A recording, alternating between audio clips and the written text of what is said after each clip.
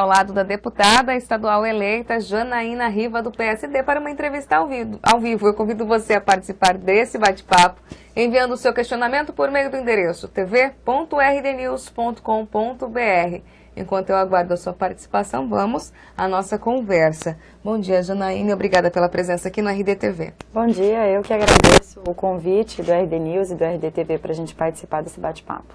Janaína, você teve 48.171 votos. A que você atribui essa expressiva votação, uma vez que foi a segunda mais votada na Assembleia Legislativa? Sem dúvida, todos os momentos eu deixei muito claro que eu deveria atribuir essa minha vitória ao trabalho que meu pai tem prestado por esse estado. Eu tinha uma certeza e uma tranquilidade na minha eleição, até porque eu sentia isso da população. Meu pai é um homem muito querido no interior do estado e a minha vitória é maciça, eu devo a ele, a todas as conquistas dele, as lutas dele e a companhia que ele me fez no momento que eu mais precisava, que foi no início do ano. Nós conseguimos viajar praticamente o estado, aí, acredito que uns 70%, 80% do estado de Mato Grosso juntos, me ensinando, tendo a paciência comigo e a tranquilidade que eu esperava dele mesmo, porque se não fosse esse apoio, essa força que ele me passou, eu não teria conseguido nem chegar a êxito e muito menos terminar a minha campanha como eu terminei, com essa tranquilidade, com essa serenidade que foi minha campanha toda. Quais são as bandeiras que você deve defender na Assembleia? As mesmas que o seu pai defende, ainda já que ele ainda é parlamentar até o final deste ano, ou deve defender bandeiras novas? Algumas bandeiras elas têm que se manter, né? É lógico que surgem as novas bandeiras, até pela minha juventude ainda, pelo fato de ser mulher, a única mulher eleita agora, eu tenho que erguer essa bandeira das mulheres lá dentro da Assembleia, mas também dar continuidade a esse trabalho, como é, por exemplo, do municipalismo, que é uma das coisas que eu fui muito cobrada no interior. Acho que tudo que deu certo a gente deve manter. Então, essas questões que eles me pediam no interior, não deixe de atender ligação, seja como seu pai sempre foi, atenda a sua base, visite a sua base, não venha só em período eleitoral, assim como o Riva sempre fez. Essas coisas elas devem se manter, e até essa postura municipalista do meu pai, que sempre foi muito admirada por todo o interior de Mato Grosso, isso tudo eu acredito que eu devo seguir da mesma maneira, da mesma forma. Acredita que deve haver alguma interferência do seu pai na sua legislatura ou não? Não, tenho certeza que não. Meu pai sempre foi uma pessoa muito conciliadora, né? Inclusive dentro de casa, ele sempre foi um orientador meu. Em todos os momentos pessoais, momentos não pessoais da minha vida, às vezes do meu ofício. Ele sempre foi uma pessoa que sempre gostou de opinar, mas sempre respeitou a minha opinião. E eu gostaria de contar com ele, agora no meu mandato, para isso mesmo. Eu preciso de alguém que me oriente. Até porque ele já sabe como fazer para dar certo e sabe também o que fez que deu errado. Então eu preciso usar dessa experiência dele para ter um mandato mais tranquilo, um mandato pautado mesmo na minha atuação parlamentar e que eu não fique perdendo tempo, de repente, batendo a cabeça. Então essa orientação dele eu tenho certeza que vai ser muito importante. Mas a interferência, como ele nunca interferiu em nada na minha vida, eu tenho certeza que não vai acontecer, até pelo respeito que ele tem por mim, por ter me indicado para ser representante dele, e é uma coisa que eu tenho muito orgulho, porque representá-lo para mim, ser escolhida, em meio a tantas lideranças que meu pai, que ele tem vínculo, que tem ligação com ele, para mim foi um motivo de honra. Clóvis de Souza pergunta por meio do chat, gostaria de saber se você deve brigar por um espaço na mesa diretora da Assembleia, na próxima mesa, né? Não, Clóvis, acho que agora para mim não é importante brigar por esse espaço, porque ainda preciso encontrar minha identificação lá dentro da casa. Eu gostaria de no meu mandato, eu poder dar mais atenção para a população, poder ouvir mais e principalmente eu poder aprender mais também.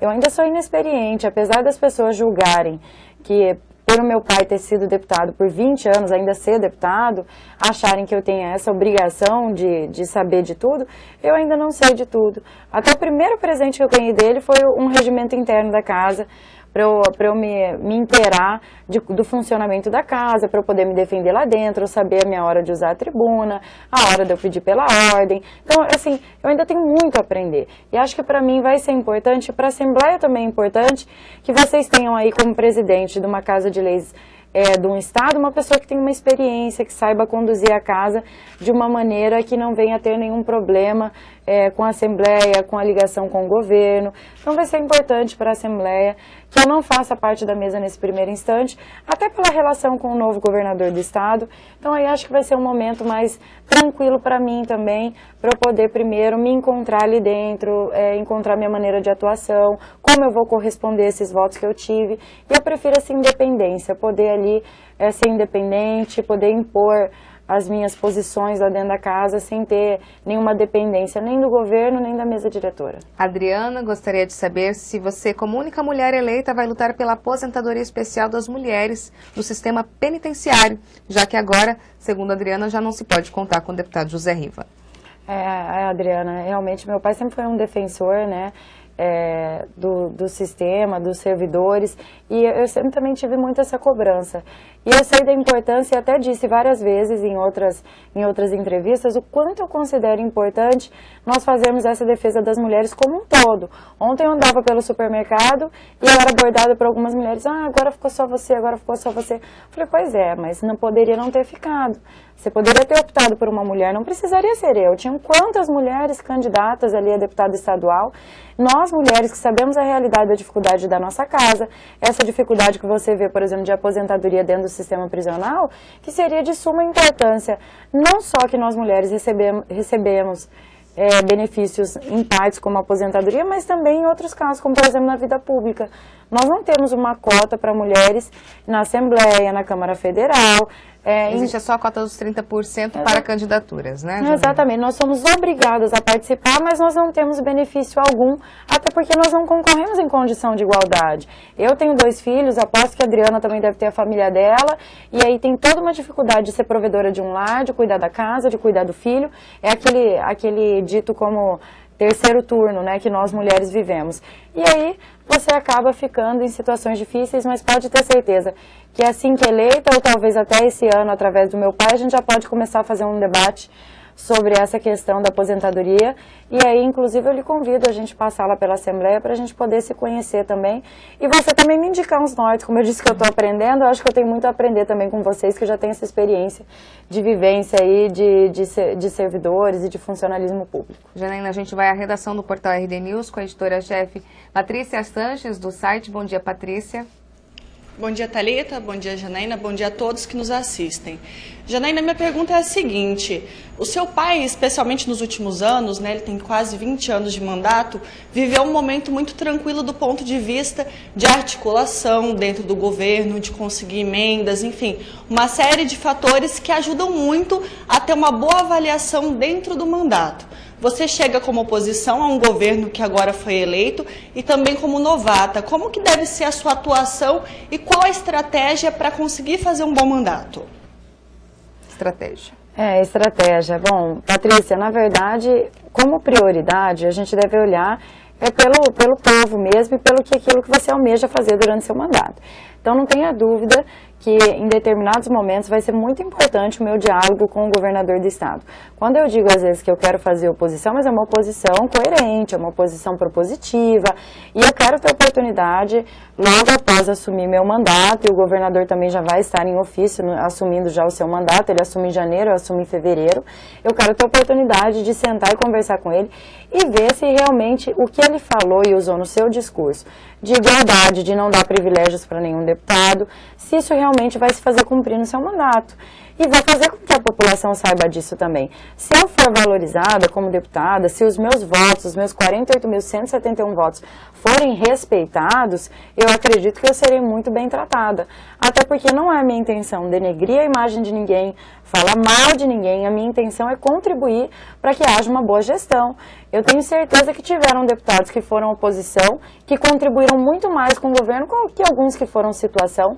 Então é importante você ter alguém para contrapor ali, para colocar quais são as possibilidades que você pode fazer com que melhore o andamento da gestão do governo. E isso vai ser de suma importância. Eu tenho certeza que se for cumprido aquilo tudo que foi dito pelo Pedro Tax, ele vai sim me ouvir, vai abrir as portas e tenho certeza que vai me ajudar também a atender minhas bases. Até porque as necessidades não são minhas, as necessidades são dessa população e desse povo que votou não só em mim, mas também votou nele. E agora, depois de eleito, você é deputado, Estado para todos, né? Então, os 24 são deputados do Estado inteiro. E esse é o meu motivo e a minha vontade de ser deputada era para contribuir.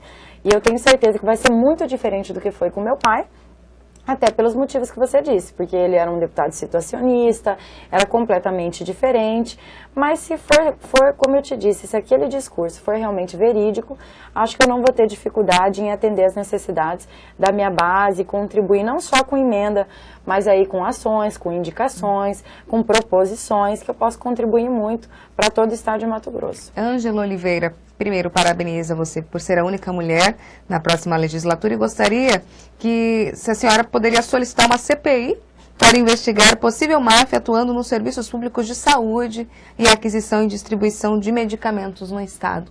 A saúde deve ser uma das bandeiras? A saúde deve. E a saúde, Ângela, ela tem que ser prioridade.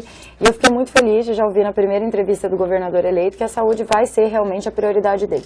A saúde tem que ser uma prioridade de todos nós, deputados estaduais, de todos os federais, do governador, do senador, até porque a situação que nós vivemos hoje é uma situação de urgência e emergência mesmo, como se diz, na saúde dentro do Estado. Então, essa questão de CPI, por exemplo, é aí que eu digo a você a importância da independência da Assembleia, da independência dos deputados e inclusive na independência de uma mesa diretora. Até porque se você contar ali com 24 deputados, com cargo no governo, submissos, você não consegue nem instaurar uma CPI. Acho também que de repente a CPI não seja uma coisa necessária no primeiro momento. A gente pode fazer aí um debate com todos os deputados estaduais, porque às vezes, Ângela, você abre uma CPI e ela não vira em nada. Você não consegue fazer com que isso contribua. Então, às vezes, é mais importante você, através de conversação, conversando com o governador, conversando com os deputados, você conseguir fazer essa reunião, que era importante na Assembleia, por exemplo, acontece, Ângela, o Colégio de Líderes, toda terça-feira, é o horário que os deputados têm, se eu não me engano, às 15 horas da tarde, que se reúnem todos os deputados, situação, oposição, todos eles, para definir a pauta de sessão, mas mais do que isso também, para conversar sobre essas questões de gestão de governo e ver no que pode contribuir. Essa é a hora de, num primeiro momento, você chamar o governador do estado e você já fazer uma conversa sobre essa questão da saúde. Mas é lógico, Ângela, que o meu gabinete vai estar de portas abertas, se tiver alguma coisa que você queira mandar, alguma informação que você acha que seja importante, eu tomar notoriedade como deputada, até para poder combater isso, se houver mesmo esse sistema de corrupção dentro do Serviço Público de Saúde. E distribuição de medicamentos. Na questão de distribuição de medicamentos, é importante que a gente se faça saber, até porque falta medicamento no estado inteiro, e é um absurdo se isso estiver acontecendo, você tem que nos levar ao conhecimento, pode me levar no ano que vem, pode levar esse ano ainda, conhecimento do meu pai, deputado Riva, que nós já vamos estar fazendo alguma coisa para que isso isso aí deve ser exterminado, né, e deve acabar na vida pública, isso não pode existir. No que nós pudermos contribuir, pode ter certeza que vamos ajudar. Raimundo Henrique Costa também se manifesta pelo chat, parabeniza a sua vitória. Ele mora no Ribeirão do Lipa. Ele pensa que mulher na política ajuda a desenvolver ideias novas. Quais são as suas principais ideias e projetos aos menos favorecidos e que sofrem preconceito? Como é? Quem fez a pergunta? Raimundo Henrique. Raimundo, muito obrigada pela pergunta. E você está certinho, as mulheres têm uma prioridade diferente da prioridade dos homens. Não que nós não tenhamos as mesmas necessidades, mas quando você ouve de uma mulher, você ouve falar mais de sensibilidade, você ouve mais da preocupação com os filhos, com as crianças, e essa é uma preocupação que eu tenho muito grande e que em determinado momento, minha mãe até fez essa defesa como presidente da Sala da Mulher, mas eu sentia falta disso num debate ali dentro da tribuna por deputados estaduais. Nós temos aí várias questões, como a questão da pedofilia, que é para mim de suma importância, porque a pedofilia hoje ela cresce ainda dentro do país. Para você ter uma ideia, por dia no nosso estado de 3 a 5 crianças são violentadas sexualmente, é um número aterrorizante e que você deve combater não só fazendo discursos bonitos, mas com ações preventivas. Se você tiver as crianças não só dentro da escola, mas em atividades extracurriculares, isso aí inclui programas, como você deve conhecer muito bem, que é o Se Menina, que tem aqui em Cuiabá, que as meninas ficam lá fazendo atividade, ficam fazendo tarefa. É um ensino complementar, é uma atividade extracurricular tira ela de dentro da casa, que ali enquanto a mãe está trabalhando, ela fica sujeita a esse tipo de violência. A questão das creches, da gente poder lutar por essa creche 365 dias e deixar bem claro que alguns funcionários se mostraram preocupados. Mas nós não vamos ter férias? Não, nós precisamos aumentar esse efetivo de servidores. Ter rotatividade, foi uma das propostas da sua mãe, Janete. Exatamente, para ter concurso público. E foi uma proposta da minha mãe que eu acho que como deputada eu posso fazer essa indicação também, um projeto de lei muito bem feito. Acho que a gente pode sim aumentar a quantidade de servidores e propiciar isso para nós mulheres, até porque é a oportunidade que nós temos de trabalhar. Quem é mãe agora, está nos assistindo, sabe que hoje o salário de uma empregada, de uma trabalhadora, metade dele é usado para custos com filhos, com alguém para cuidar, ou com um lugar que você tem que pôr, para roupas, para isso. Então, quer dizer, nós já é tão sobrecarregado já os nossos gastos como mulheres e como mães também, que a gente precisa de alguns benefícios que são diferentes daquelas prioridades que os homens desejam, são as que nós mulheres desejamos. Janaína Adriano Plasto, pergunta de movimentação política mesmo. A senhora acredita que o racha da base foi favorável nestas eleições ou não? Foi prejudicial, uma vez que o PSD não saiu aliado ao PT e PMDB? Foi favorável, né? Foi favorável até porque não se tinha um consenso de ideais, né? Então isso é muito importante. Pode não ter sido favorável foi gastos a mais, tanto para um quanto para outro, podiam ter sido um gasto só, o grupo podia ter se unido e era mais fácil, mas não era o ideal. Às vezes não é o caminho mais fácil, que é o melhor caminho a ser tomado. Foi um caminho difícil, até porque ali nós éramos todos aliados, convivíamos muito bem, e em determinado momento nós éramos rivais em uma eleição, né, estávamos competindo, mas ao mesmo tempo foi importante, porque nós podemos ouvir aí diferenças e 3 discursos diferentes um do outro. Por mais que diziam que o discurso da Janete e do Lúdio eram iguais, eles eram totalmente diferentes. Até porque o discurso da minha mãe, ele de longe beirava a continuidade do que vinha acontecendo na gestão do governador Silval. Eram ideias diferentes, né? Não que a gente não concordasse com a maneira que era, ou que eu reprovasse, mas eram ideias diferentes de como o Estado deveria ser conduzido. Minha mãe foi secretária de Cultura e ela sentiu ali as dificuldades de ser secretária num governo quando o recurso era tão pequeno, a cultura que você sabe que precisava muito ser interiorizada, não tinha recurso para isso, e não concordava com a forma com que as coisas eram conduzidas e por isso até que deixou o cargo. Mas é por isso que eu julgo ser importante. Acho que quando você tem opiniões divergentes, é importante sim, e foi importante cada um ir para um lado. Não sei se foi favorável para o grupo, mas eu considero que foi a atitude mais coerente a ser tomada, até porque os discursos não eram condizentes um com o outro. Seu pai foi candidato ao governo, a gente fala até os 45 minutos do segundo tempo, até depois da homologação pelo TSE, do indeferimento da candidatura pelo TRE. A campanha da sua mãe teve 21 dias praticamente, né? Pouco mais de 20 dias. Acredito que isso tenha causado prejuízos para não elevar mais o nome do PSD com a candidatura ao governo e até a Câmara Federal, onde não foi conquistada nenhuma vaga. Ah, sim, com certeza. Tudo isso que aconteceu no decorrer da nossa campanha prejudicou a condução do processo eleitoral dentro do partido, principalmente, até porque a governadora não conseguia se fazer presente em todos os municípios, isso é óbvio, e era muito cobrada isso. A presença do candidato, ela é muito cobrada. Ninguém quer votar num candidato só porque viu na placa ou porque viu atrás de um carro, na traseira de um carro. Quer ouvir as propostas, quer conhecer o candidato pessoalmente, quer abraçar, quer esse contato. Então isso prejudicou, com certeza, e agora é lógico que também no sentido da Câmara Federal é natural, até na questão mesmo dos deputados estaduais, que quando uma majoritária não vá bem, a proporcional também acabe sendo prejudicada. Acredita que é possível resgatar o PSD, que foi tão bem nas eleições de 2012, se eu não me engano, com quase 40 cadeiras, 39 prefeituras, e para as eleições de 2014 não ir tão bem assim? Ah, com certeza. Agora é o momento mesmo de se fazer esse resgate. O partido devia isso ao meu pai, deputado Riva, nós devíamos a ele essa tentativa dele fazer o registro da candidatura, até porque nós acreditávamos muito na candidatura dele. Os nossos advogados tinham garantido que era uma candidatura segura. Infelizmente não foi o que aconteceu, mas nós tínhamos essa dívida com ele, moral, por tudo que ele fez pelo partido, por ser o fundador do partido. Se nós temos hoje 39 prefeitos, nós devemos a condução de todo esse processo que foi feito pelo Riva. E agora, nesse segundo momento, o partido vive um momento diferente, mas que eu também acho que é importante. Essa mudança, agora essa questão de independência, essa situação de oposição, é importante para o PSD, assim como foi importante para o PDT, que há pouco tempo atrás era um partido de participação mínima dentro do Estado. E agora cresce, assim como cresceu o PSB, do prefeito Mauro Mendes. Por quê? Porque eram partidos de oposição. Então, para o PSD, é importante passar por esse momento histórico e agora nós começarmos também a escrever uma nova história em uma situação totalmente diferente.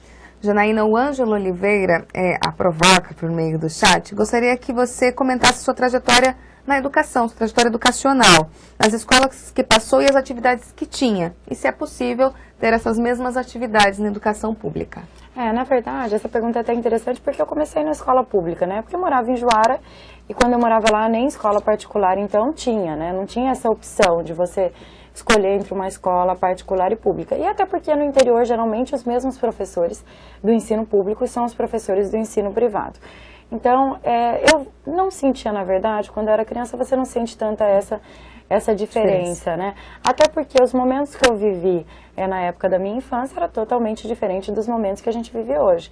Então, aquela época da merenda, eu só me fazia feliz e brincar na escola. Não tinha muito essa questão da preocupação que nós temos hoje pela educação depois de adultos, que nós não temos quando nós somos crianças, né?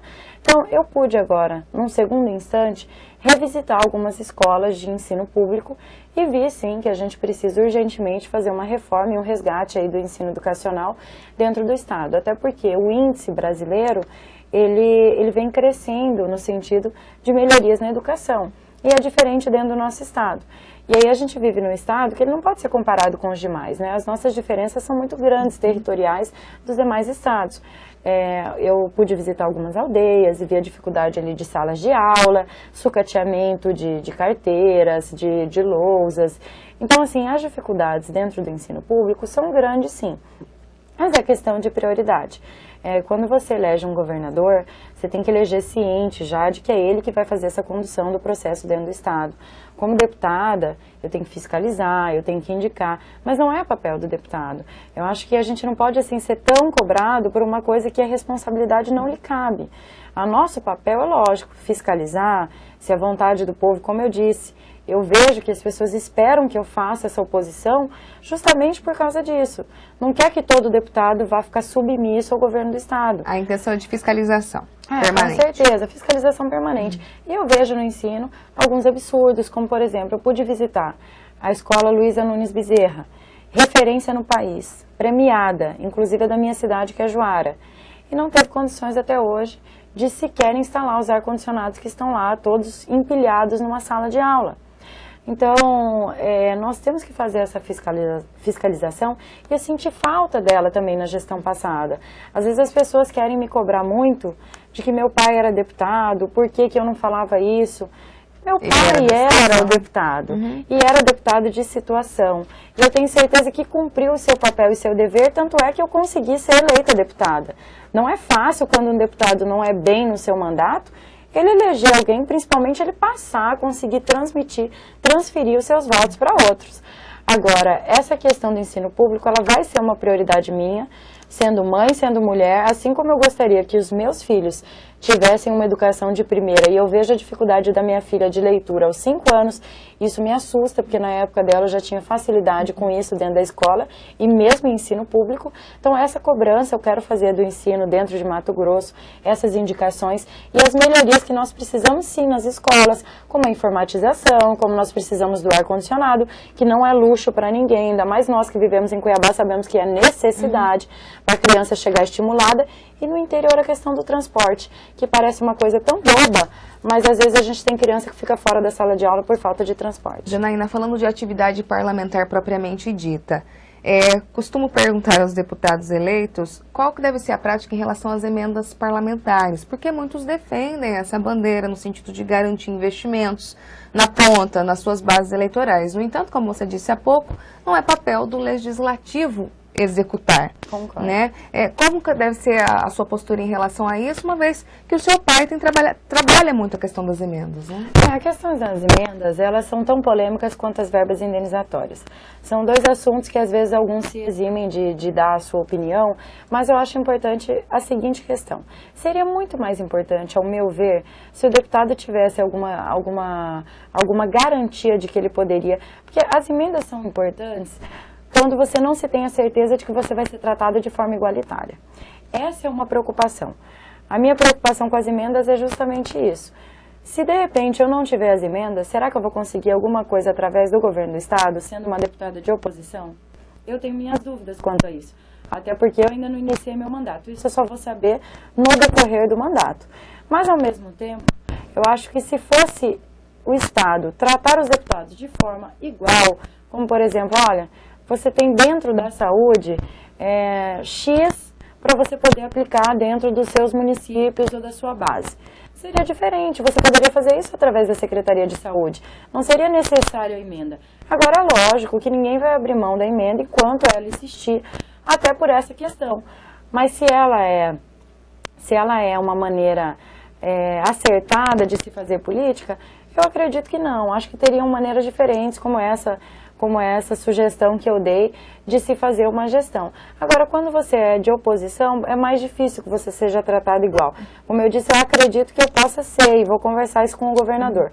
Mas se não for, essas emendas para mim me dão segurança de que eu vou ter algum recurso para poder aplicar na minha base eleitoral. Rodízio de cadeiras no Legislativo deve adotar? Ah, com certeza. Nós fizemos até um pacto antes mesmo da eleição, até porque nenhum deputado se elege sozinho. Até as pessoas especulavam que eu me elegeria. A legenda do nosso partido, no final, pelos 4 deputados, se deu mais ou menos por 57 a 58 mil. Então, quer dizer, eu que fiz 48.171 votos, não fiz a legenda suficiente para me eleger sozinha. Então, eu preciso sim dar a oportunidade de um outro deputado, de um suplente, primeiro, segundo suplente, de assumir também um pouquinho o mandato. Não por muito tempo, é lógico, até porque foi-lhe confiada essa responsabilidade muito grande, você precisa se fazer presente. Mas a gente precisa dar oportunidade, até porque senão você desestimula essas pessoas a participarem novamente de um pleito. Porque aí elas veem você numa condição de se eleger, numa posição de tranquilidade. E aí ela se desestimula completamente a participar. Então o rodízio deve acontecer e eu acredito muito que seja uma oportunidade de você se mostrar partidário, de você contemplar também os seus colegas, e o Estado não perde nada disso. Ao contrário, ganha uma pessoa nova, com uma base nova, que vai poder também ser beneficiada pelo trabalho de um parlamentar. PSD na campanha à presidência. Entre Aécio e Dilma, como que estão as articulações do PSD? Eu preferi ficar neutro aqui no Estado. Não, o PSD, assim, acho que a gente nunca pode ser neutro, né? Tomar uma posição neutra. Eu tive uma conversa com o Wilson Santos, que me fez um convite a apoiar o Aécio Neves, mas por enquanto ainda continuo o meu apoio silencioso à presidenta Dilma. Silencioso porque até agora eu não fui nem convidada a participar de algum grande ato ou convidada a fazer uma participação mais efetiva da campanha. Mas o PSD é a base da presidenta Dilma Rousseff. E acho que a gente tem que seguir essa lealdade partidária aqui dentro do Estado. Seria diferente se nós tivéssemos uma conversação de outra forma. Mas nós temos hoje ainda no PSD grandes líderes, o presidente Chico Daltro, o primeiro secretário José Riva, nós temos o Eliene. Esses ainda são os líderes do PSD hoje. E eles não foram convidados nem a conversar com o PSDB ou em qualquer outro sentido, e por isso preferiram, inclusive, permanecer com a presidenta Dilma Rousseff. José Vanildo se manifesta por meio do chat. Ele pergunta se não há incoerência, sabendo que a função do deputado é apenas legislar. Acredito eu que tenha sido em meio à nossa conversa sobre a questão das emendas parlamentares. É incoerente para um deputado buscar emendas? Essa discussão, na verdade, ela não nos cabe, né? Nem cabe aos deputados estaduais. A questão das emendas, como eu disse, ela é polêmica, porém, enquanto houver as emendas, você tem que usá-las. Você vai deixar de atender com uma ambulância, você vai deixar de atender por ego ou por uma posição sua de que a emenda não deve ser usada, você não vai usar, mas o seu colega vai usar? Então, para mim, isso aí é uma questão já pacificada de que enquanto houver as emendas, elas têm que ser sim utilizadas. Mas lógico, a função do deputado, legislar, nós dissemos agora há pouco, acho que fiscalizar, e aí de repente possa ter ficado essa dúvida. Mas as leis que eu digo é através dos projetos, através das indicações que nós podemos fazer, o deputado tem sim que legislar. Mas se eu for conferido esse poder, ele não pode deixar isso passar em branco, até porque aí seria, na minha opinião, até uma irresponsabilidade, sabendo de tanta carência que nós temos pelo Estado, você ter um recurso para isso e você não utilizá-lo. O mesmo José Vanildo se manifesta em relação aos suplentes, ao rodízio de cadeiras. Como fica a situação do rodízio se o preferido pela população não foi o suplente, sim aquele que foi eleito? Então por isso até que o suplente, quando eu digo que ele tem que ter um determinado espaço, é porque nós temos casos aí de suplentes. Vou dar exemplo o caso do Gilmar Fabris, que é deputado do nosso partido. Deixou de ser eleito por 38 votos. Então, em determinado momento, você tem que avaliar realmente essa questão. Se você não der esse espaço agora, para que esse suplente assuma, você pode perder aí um líder para o seu partido também e que não venha participar das próximas eleições e que na próxima pode vir a obter êxito. Vai depender do trabalho dele no decorrer desses 4 anos. É lógico que nenhum suplente vai ficar no mandato durante o meu mandato inteiro, nem vai ocupar metade do meu mandato, nada disso. Mas você abrir aí uma oportunidade dele poder na tribuna expor um pouquinho só das ideias dele, daquilo que ele defendeu durante a campanha dele. É uma questão de companheirismo, você sabe que na política você não faz nada sozinho. A política ela é feita de companheirismo. E eu, mesmo sendo a segunda mais votada, eu jamais deixaria esse poder me subir a cabeça e esquecer daqueles votos que me ajudaram a chegar na Assembleia. Se eu não tivesse esses suplentes no partido, nem eu teria sido eleita deputada estadual. Janaína, para encerrar nosso bate-papo, como descolar a sua legislatura, o seu mandato, de alguns escândalos envolvendo seus familiares? A gente não pode deixar de citar os 100 processos que o seu pai responde. A sua mãe foi presa na Operação Jurupari, mesmo candidata a governadora. E o seu marido, João Emanuel Cassado, vereador Cassado na Câmara de Cuiabá.